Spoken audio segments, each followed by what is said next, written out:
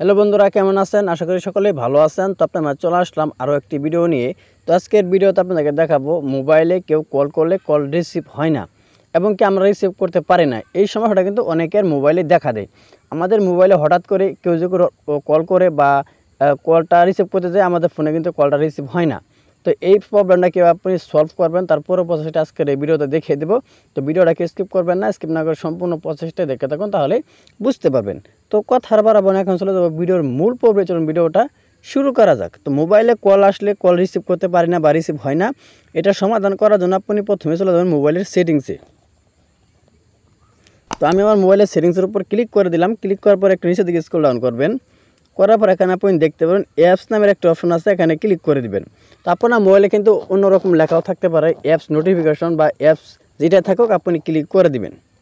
তো আমি ক্লিক করে দিলাম। ক্লিক করার পর এখানে আপনি দেখতে পারবেন নিচের দিকে আছে অ্যাপস, ম্যানেজ অ্যাপস নামের একটা অপশন আছে, এখানে ক্লিক করে দিবেন। ম্যানেজ অ্যাপসের উপর ক্লিক করার পর আপনার এখান থেকে ডায়াল প্যাড অপশনটা খুঁজে বের করে নিতে হবে। তো আমি আমার ডায়াল প্যাড অপশনটা খুঁজে বের করে নিতেছি। তো আপনি আপনার ডায়াল প্যাড অপশনটা খুঁজে বের করে নেবেন। তো এই যে এখান থেকে আমি আমার ডায়াল প্যাড অপশনটা খুঁজে বের করে নিলাম, এখানে ক্লিক করে দেব। ক্লিক করার পর এখানে আপনি দেখতে পাবেন এরকম একটা ইন্টারফেস কিন্তু শো করবে। তো প্রথমে আছে উপর দিকে আছে স্টোরেজ, এখানে আপনি ক্লিক করে দিবেন। তো আপনার স্টোরেজটা ফুল হওয়ার কারণে কিন্তু আপনার কোনো প্রকার কলটা রিসিভ হচ্ছে না। তো এখানে আপনি স্টোরেজগুলো খালি করতে হবে।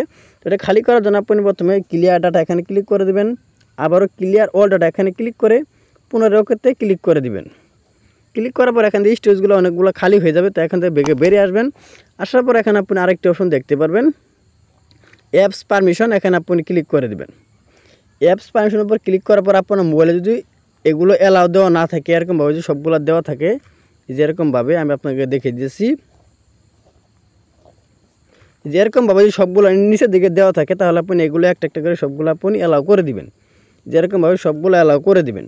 অ্যালাউ করা হয়ে গেলে এখান থেকে আপনি বেরিয়ে আসবেন। আসার পর এখানে আপনি দেখতে পারবেন ক্লিয়ার ডাটা, এখানে ক্লিক করে দিবেন। আবারও ক্লিয়ার অল ডাটা এখানে ক্লিক করবেন, পুনরায় ওকেতে ক্লিক করে দিবেন। ওকেতে ক্লিক করে দিলে কিন্তু আপনার একদমই কাজ সম্পূর্ণ শেষ। এখান থেকে আপনি বেরিয়ে আসবেন। বেরিয়ে আসার পর আপনার মোবাইলটা একবার বন্ধ করে আবার পুনরায় চালু করবেন। চালু করার পর কিন্তু আপনার মোবাইলে যাই ফোন দেবে সেই ফোনগুলো কিন্তু আপনি রিসিভ করতে পারবেন। তো এই ছিল মূলত আজকের ভিডিও। ভিডিওটা মনে ক্লিয়ারলি বুঝতে পারছেন। তো ভিডিও যদি ভালো লাগে অবশ্যই একটি লাইক করে দেবেন, আর প্লিজ চ্যানেলটি সাবস্ক্রাইব করে আমাদের সাথে থাকবেন। তো সবাই ভালো থাকুন, সুস্থ থাকুন, আল্লাহ হাফেজ।